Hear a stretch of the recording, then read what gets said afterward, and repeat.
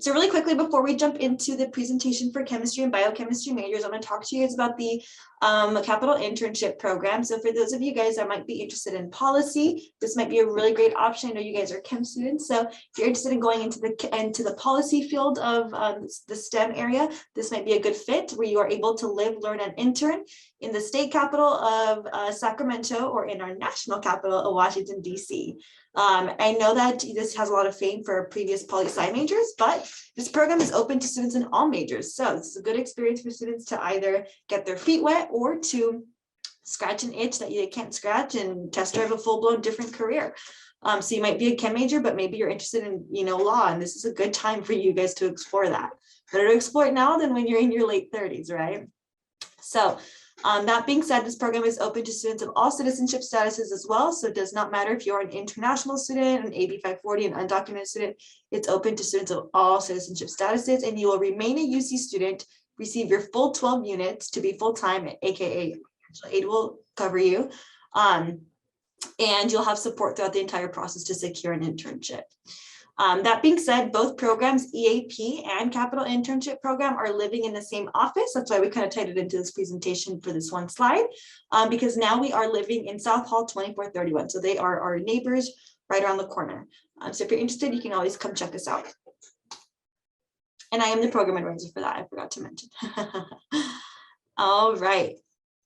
Moving on. Okay, so studying abroad during a pandemic. Should I do it? Should I not? Is it worth it? Will my program get canceled? I'll answer those questions. So really quickly, COVID-19 is impacting study abroad across all campuses and across every board possible. As of now, all of our programs are scheduled to run as usual, in person as usual. However, UCEAP is continuing to monitor the situation and will cancel the program if they are advised to. So we're following all of the countries, all of their protocols, so on and so forth. I know a lot of us have the vaccination here on our campus, or we have at least more access to it, whereas some of these countries where you might be interested in attending might not have that same accessibility for students. So that being said, we're monitoring the situation. What we advise students to do is, if you're interested in studying abroad, still apply, because you never know. There might be a good shot that your program will run in person, and there is no application fee. So you have nothing to lose and all the more to gain. So there is that. So please apply. All right. Okay, so studying abroad. So for some quick logistics, as I mentioned, this meeting is going to be recorded, so please keep your mics muted. There's going to be time for Q&A towards the very end after we hear from your wonderful advisors. But we're going to go ahead and jump into it. We're going to be talking about the why you should study abroad, the where you should study abroad as a chemistry or biochem majors, the what, the how you can study abroad, and then maybe some student stories. We'll look at some pictures because I don't have any returnees in person. I can share with you my own anecdotal experience, but it's a lot nicer when you hear students that have just recently come back. And then we'll hear from your advisors as well, briefly. So we'll go ahead and get into it. All right. So let's talk about the why I think you should study abroad in chemistry and biochemistry. So I'm assuming that you chose your major because it interests you, right? So why not pursue that interest in another setting that's going to offer you a completely different and globalized perspective? You might even find courses that count towards your major that are not offered at UCSB. So that's another alternative, right? In addition to the coursework piece of studying abroad, you could also do an internship or even research related to your major abroad. All in all, you should very much consider studying abroad, because at the end of the day, you're going to make yourself more marketable to the workforce. I cannot tell you how many times studying abroad comes up in an interview, or it comes up among colleagues, and so on and so forth. Lots of people have studied abroad. And so it's one of the things to be like, oh, you went to Madrid. Oh my God, I went to Madrid. And then you just kind of hit it off, right? And it's all about those weak ties that become these strong connections in the long run. So it really does add a unique value to your resume. And it very much is going to become an asset to you in the workplace. So that being said, you should very much consider studying abroad. All right. So where should you go to get started? Well, as I mentioned, the purpose of this is to get your feet wet. So if you're even somewhat interested in it, this is how you can go ahead and get started. There are tons of choices. I like to joke and say that you could quite literally spin a globe and go anywhere. UCEAP offers over 150 different programs in over 40 countries, okay? So a lot of those countries have multiple programs, and that's where the 150 stem from. So to search for program possibilities in chemistry specifically and in biochemistry, you're going to want to start with going to the UCEAP program website, which is where you're going to find all of the UC, the University of California programs and their details. And so to sort through your options, I recommend that you use the find a program search function as I circled here. Okay, so we are UCSB EAP, okay, not to be confused with UCEAP. UCEAP is the big umbrella that helps all the UC campuses. However, we are very fortunate that they are right up the street from us. They're here in Goleta, so that's why there's oftentimes a lot of confusion. But we on our campus are UCSB EAP, and we work with UCEAP. Okay, so your first point of contact is you're going to want to start with UCEAP, as we mentioned, to find a program. You're going to want to find a program that best fits your needs and interest. Why, you ask? Why is this super important? Can't I just apply to multiple? The answer is no, you can't apply to multiple. You can only apply to one program per term. So for example, if you wanted to apply or you wanted to study abroad next fall, okay, next fall, you would do all the planning now and you would only apply to one program for that fall term. So it is very important that you guys do your due diligence and find the program that best fit your needs, both academically and personally, right? Do some internal soul searching and figure out what you really want to gain from this program.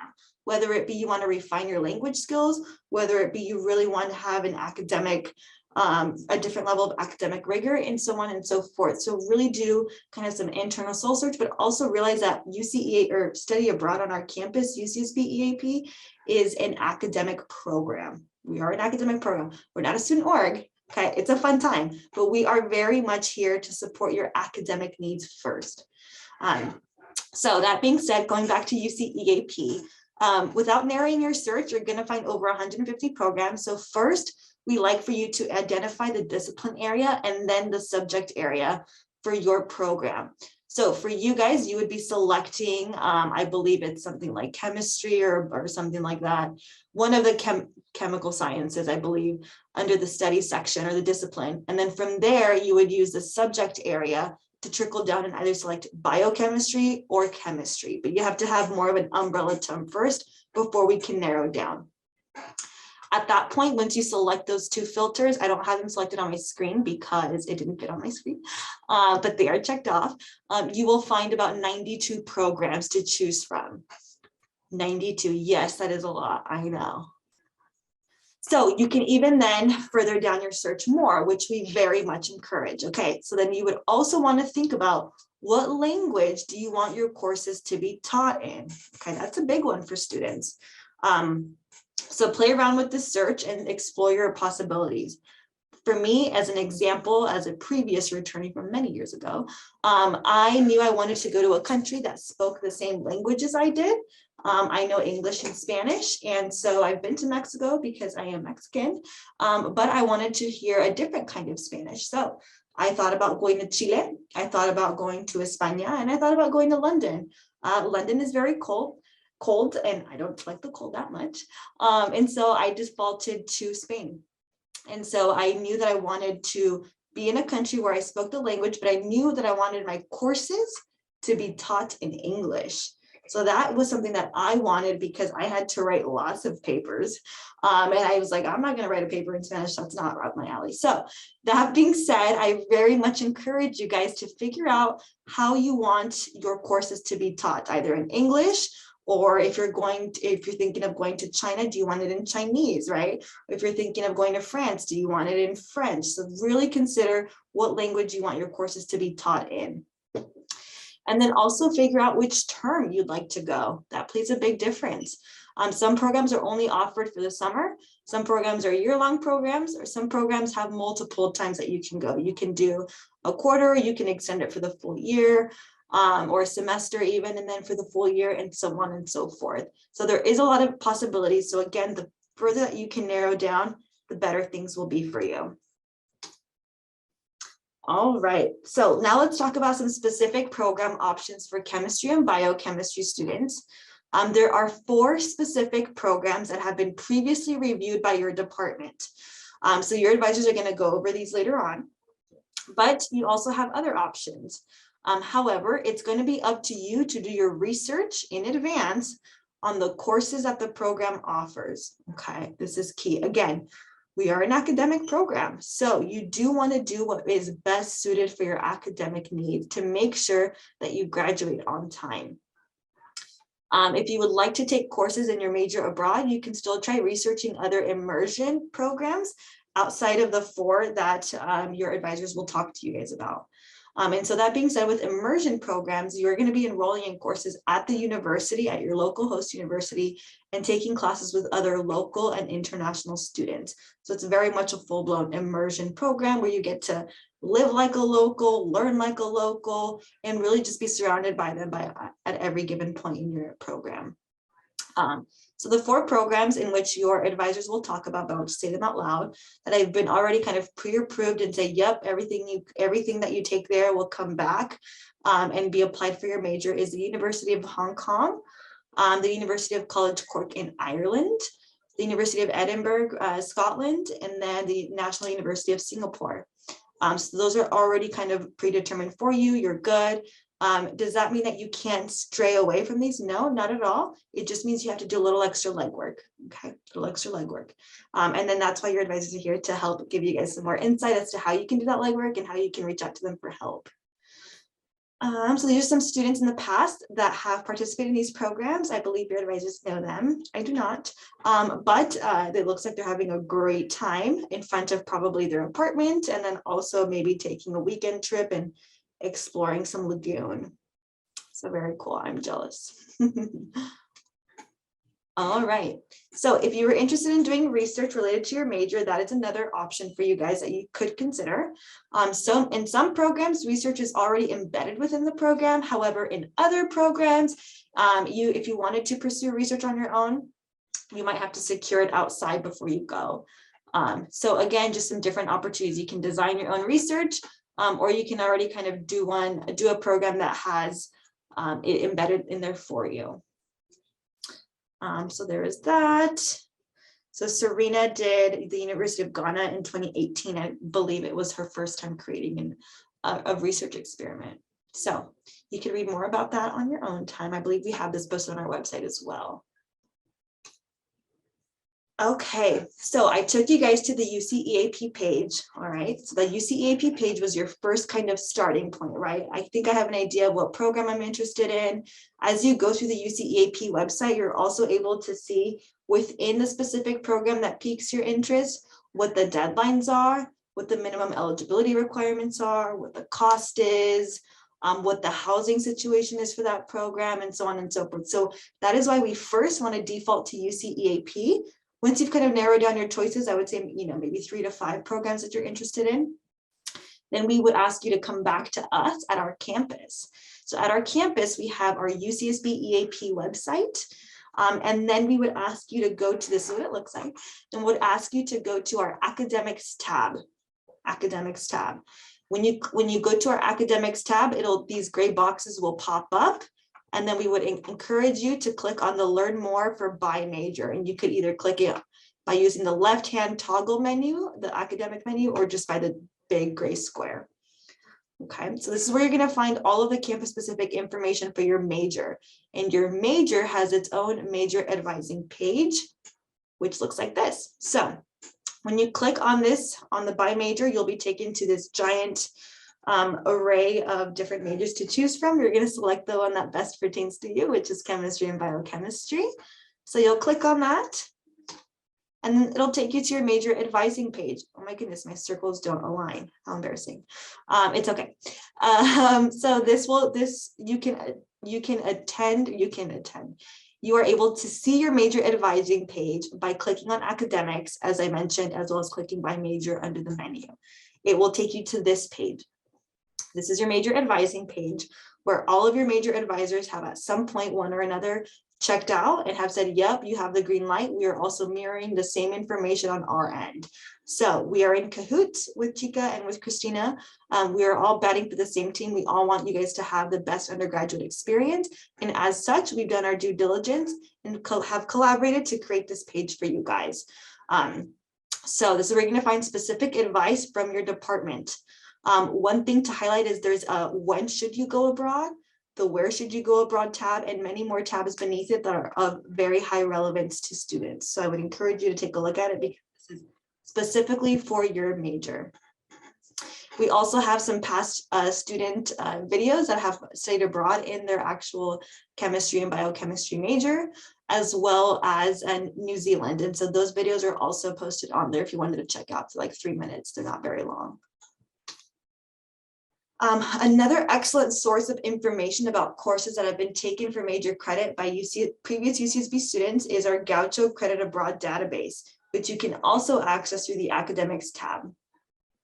This database is going to show you the type of credit that UCSB students have received in the past for the courses they've taken abroad. So this is a really great historical database for students to have an idea as to what classes they potentially could take and how they might potentially return back to our campus.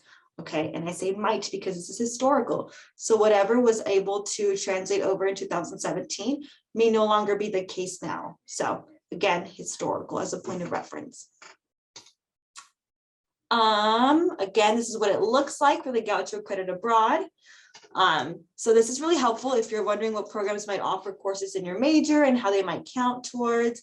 As I mentioned, just know that it's a historical database, right? Nor does it mean that if a student received credit in the past, as I kind of touched on, that you're also going to be receiving credit if you take the exact same course, right? Even if it was just 1 year ago, it doesn't mean that it's guaranteed, okay? It only means that it's guaranteed if it's pre-approved by your major, and you guys do have some programs that already have that pre-approved course list. So woohoo, go chemistry, because not all departments have that. All right, so let me, oh, this is in my way. So there's some different resources for you all. We also have the UC EAP course catalog, which remember UC EAP is the big umbrella that helps all the UC campuses. They have their own course catalog system where you're able to see what other campuses have taken and how it has returned to their specific campus as well. So this is outside of our UCSB EAP catalog. So just like Guacho Credit Abroad, it simply reflects what's been done, not what you will do. And new UCAP programs are added every year. So sometimes if you're like, oh my gosh, nobody's taken this course in Iceland, like, is this a fake program? What's going on? No, the answer is it's a real program. It might just be a new one and it has no historical database quite yet. So hopefully the classes that you would take in that program would then be added to this database, right? Okay, so some of the program academics. Next, I'd like to feature one of our most important resources, which is the academics tab on the program page, which I mentioned briefly earlier. So once you click on a program that kind of piques your interest, on the left-hand side of that program, you'll be able to see the program details and then filter through to see more about that specific program. So you'll be able to see the eligibility requirements, the academics as noted here with the different catalogs, housing, internships, costs, so on and so forth.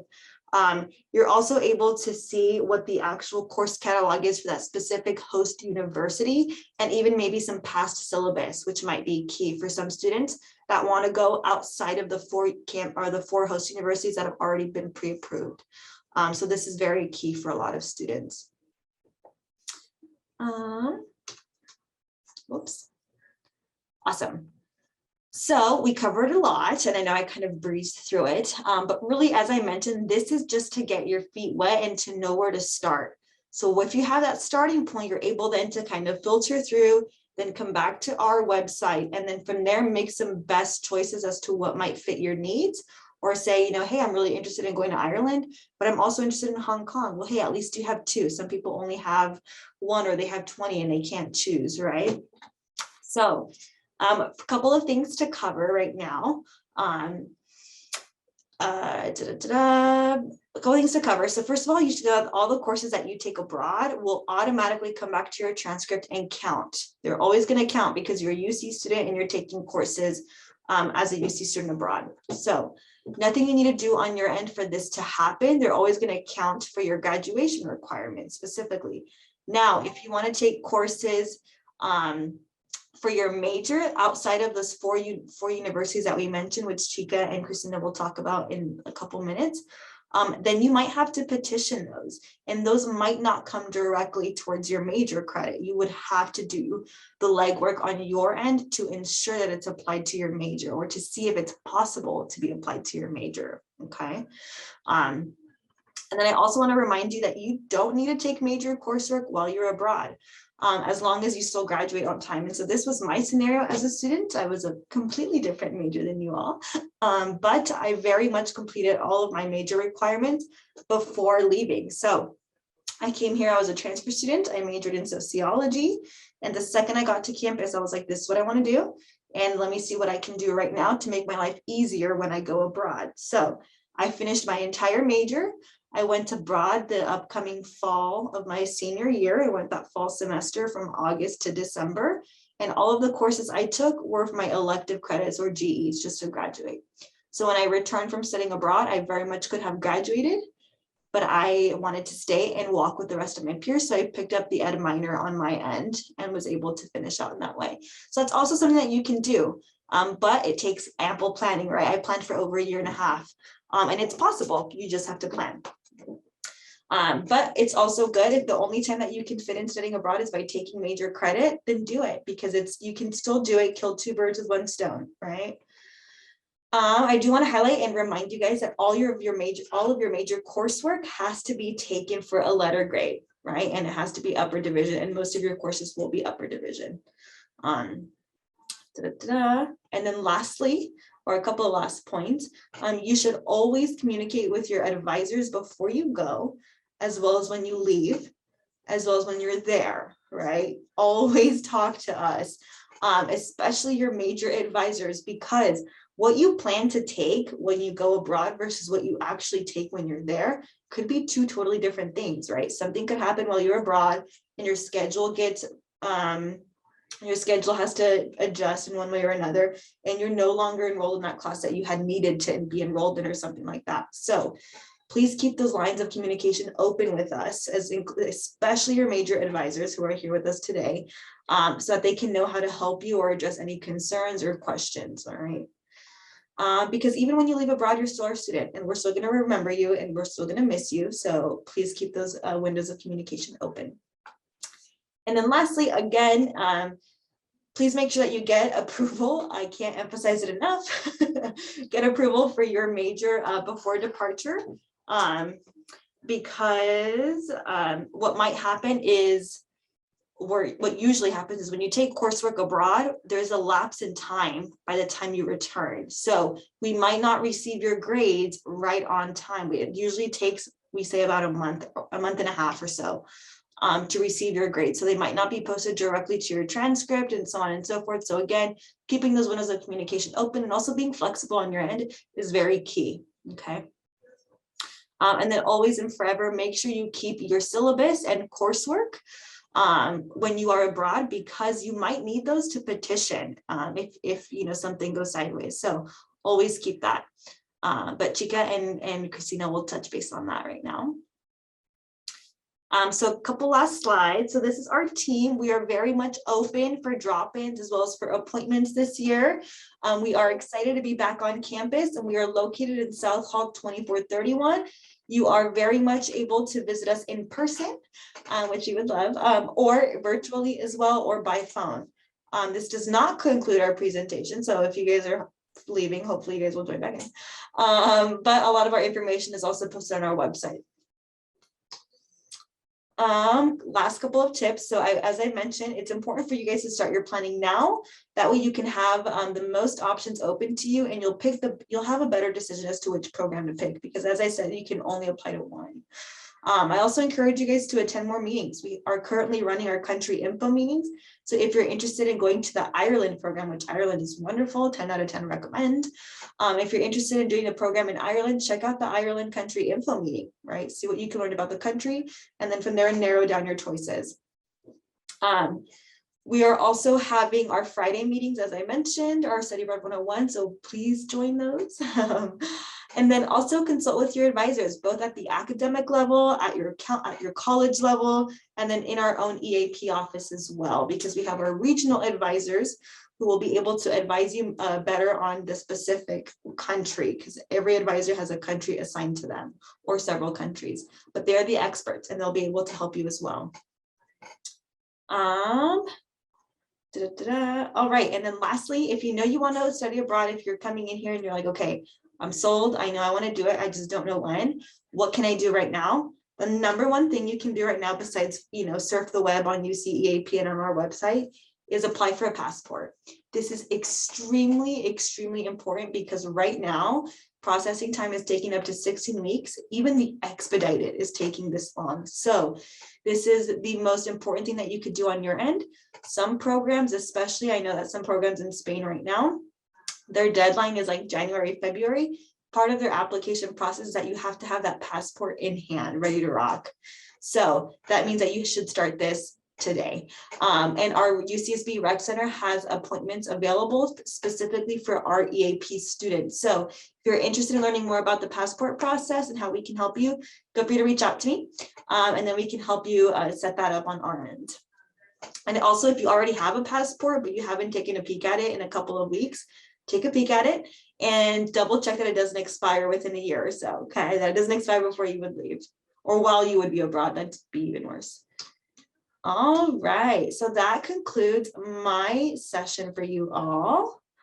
And I'm gonna hold off on some questions, because I believe any questions you might have, Chica and Christina might be able to answer them better. Thanks, Elizabeth. Thank you. So Chica and I have a short presentation for you as well. So I will share my screen so we can start that. And here we go. Okay. Well, hello, everyone. Thank you again, Elizabeth. That was a great presentation you gave. So everyone, hi, I'm Chica. I'm one of your undergraduate advisors. And I'm Christina Wilburn, your other academic advisor here in chemistry and biochemistry. And together we're here to serve you all as you prepare for your trip to go abroad. It's definitely an involved process, but you're not alone. We, Elizabeth, and the other EAP advisors are all here to support you. And it's a very fun and exciting journey coming up. Okay, so as Elizabeth mentioned, there are some pre-approved programs for studying abroad, and we can go into more detail regarding them. So the first one would be the National University of Singapore in Singapore.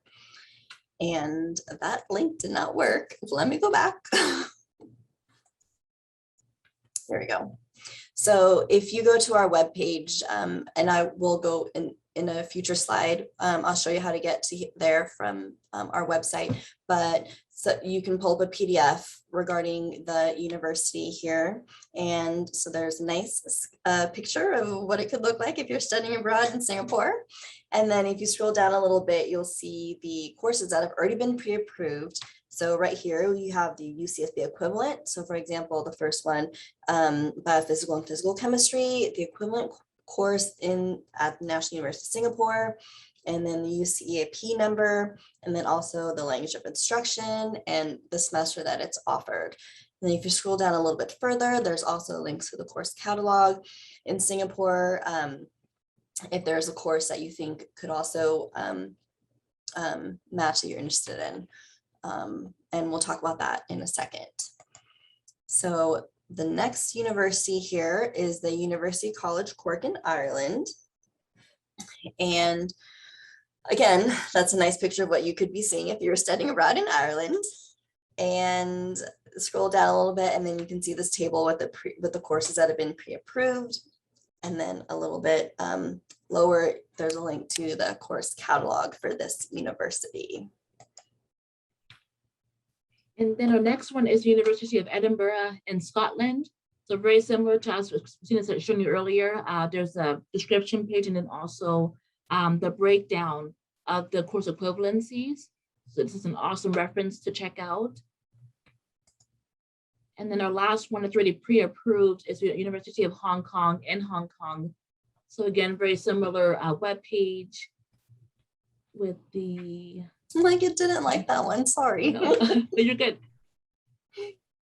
So here we are. So then, perfect. So same things with the beautiful photo of where you could be studying abroad, and then also the table of the course equivalencies. Okay, and so if there's so these are the ones that have been pre-approved. If there is a university that you're interested in attending and you want to make sure that the courses would count for credit, it's called an course articulations, and it doesn't like when I do that. My apologies. But basically what you want to do for the articulations is to get the syllabus from the university that you're interested in attending for the course that you feel would be equivalent here at UCSB. And there is a, okay, it's not liking that, I apologize. But if you go to our website, you can, under opportunities,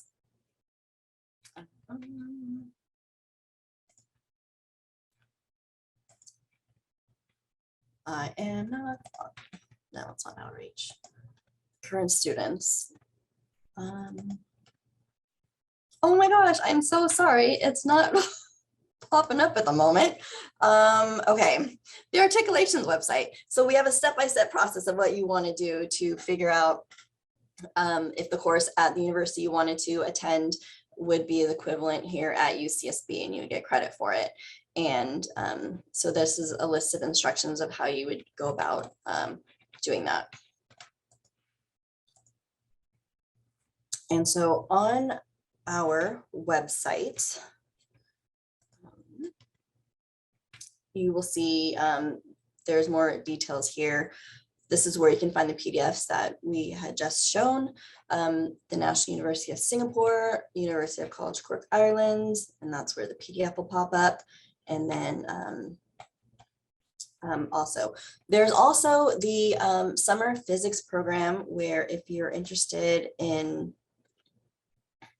doing research abroad, this is also an option for you, an opportunity for you. And so it's available to all of our majors except for the chemistry BS major because it's with the Physics 6 series. So that's another option that you can consider if you're interested in doing a research program abroad. And then also on our website, if you click on the four-year plan, we have this handy table that shows what year you are and what major you are, and a timeline of when you could start, the timeline of your journey for studying abroad. So chemistry BA, year 1, what you would start doing, looking into the program, year 2, select the program, make an appointment to speak with us, year 3, the classes you'll be taking, and then year 4, after you studied abroad, make sure that the courses get on your transcript.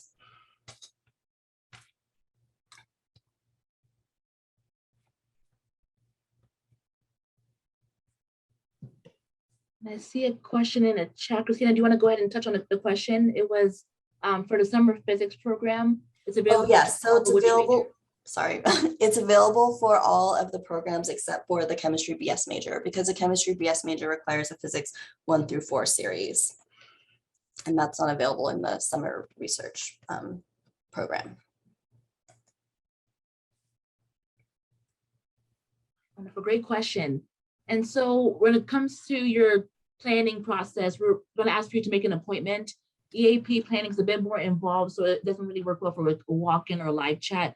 It's better to serve for an appointment. So you go to our website here, and then go towards the bottom of the screen, the table of topics, and then type of advising available. So then you click on the X that's available for the EAP studying abroad option, and then from there you'll be able to make your appointment with one of your advisors.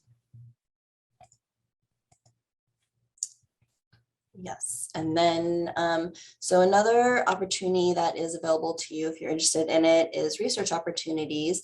And to get credit for your research in a lab abroad, the way you'd be able to do that is you would need one of our faculty to sponsor you, and they're vouching for you that your research is similar to what you would be doing here at UCSB.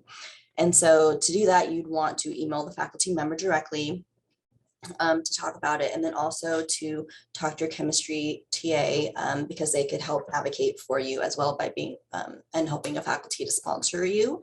If you're not sure about what kind of research you're interested in doing we have this website, the FRAP website, the Faculty Research Assistant Program. So if you click on, if you get here, then you can scroll down, and then the directory right here, you would click on it, and then the search, you'd search for chemistry and biochemistry, and then it will give you a list of faculty and the research that they're interested, that research that they are currently working on.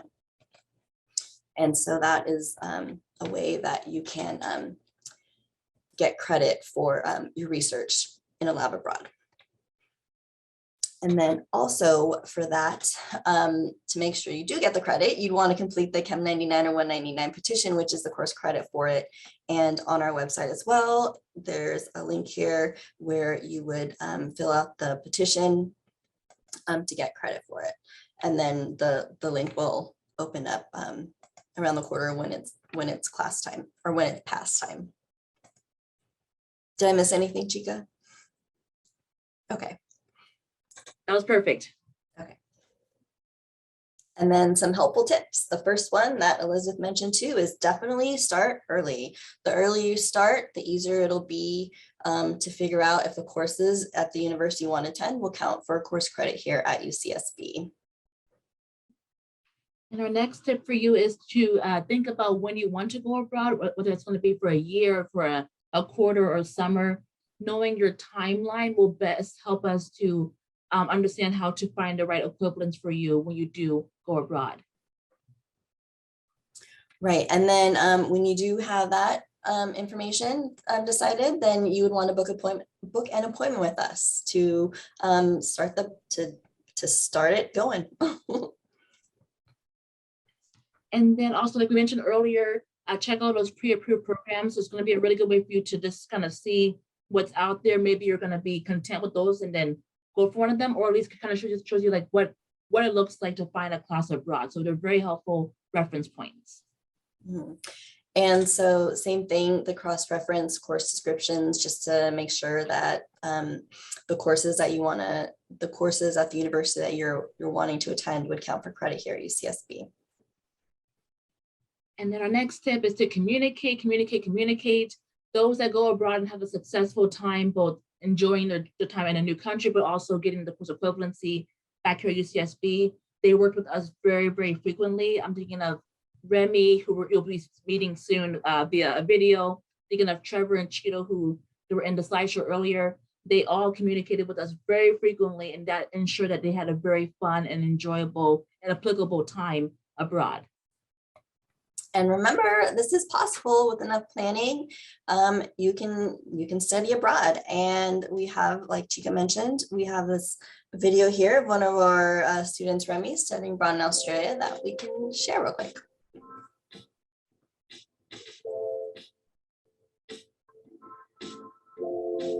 My name is Remy Rajas. I am a third-year chemistry major, and I studied in the University of Melbourne, Australia. So I took 4 classes over there. 2 were general educations, and then the other 2 were chemistry classes. One was a biochemistry class, which ended up counting towards the prerequisite Chem 142A at UCSB. And then the other was an upper division analytical and environmental chemistry class. Classes function more like upper division classes. Take what you learn in the class and then apply it to problems that you maybe have not seen before, that you have to think through. It's different, and I like better because that's a better way that I learned. So it was pretty straightforward to get a paid lab position working on bioengineering, making polymers that housed cornea cells to make cornea transplants more efficient. The housing I stayed at in Australia was called the RMIT Village. It was a campus dormitory, basically, which housed 50% of the students, local Australian students that were going to the RMIT University, and then 50% international students from all over the world. And it was fun because there's a lot of people, and it was really easy to meet new friends, maybe just a little pricey compared to some things, other share houses, but it was right in the center of the city, right next to campus, right next to food, great location, met some great friends. So it was a good place to stay. Not only are the Australians very nice people, but when you think about it, every international student is going over there with maybe knowing one or two people. So everyone is really keen to make friends. School isn't too all-consuming. So a lot of the free time I do would be exploring the city, walking around, getting food with friends, getting drinks with friends, going out, or it would be exploring, maybe going surfing with the Surf Rider Club. They have fantastic public transportation. They have, I think, one of the largest tram systems in the world. Really easy. It goes everywhere. And if the trams don't go there, buses will go there. If you want to go further out of the city, trains will go there. So if you want to go anywhere without a car, you can easily do that. Look at your schedule, see what you can miss, and then talk to your professors. Go to the department if you want to ask about classes abroad, what they would count for here. I went in twice a week with a new plan, with new classes from Australia, and I was like, can I do this? Can I do that? What I gained from going abroad was I met a lot of cool people. I made some really close friends. I saw beautiful places. I learned a lot about myself that I didn't think I could have learned at UCSB. I also got a new found love for chemistry to understand that what I'm doing isn't necessarily just because the school says so. I learned the applied uses of it and where it can take me in the future. It'll take you further than you think, further than you thought. I'm going to make it bigger than chemistry students. I think all students should try to study abroad. People should try and widen their perspective of the world and see how other cultures operate, academic and social level. It's this weird zone of being in chaos, being so far off from home, but being alone that makes you grow further than you think.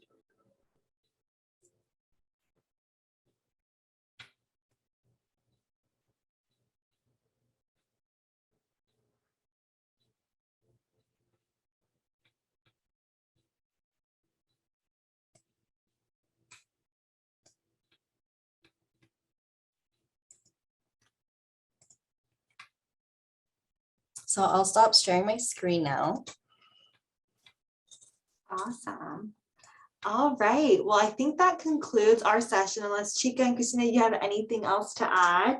We have still 10 more minutes. We want to be mindful of everybody's time for some Q&A. Hopefully we answered a lot of the Q&A already in our presentations, but if not, no worries. Go ahead and just blast them in the chat or feel free to unmute yourself.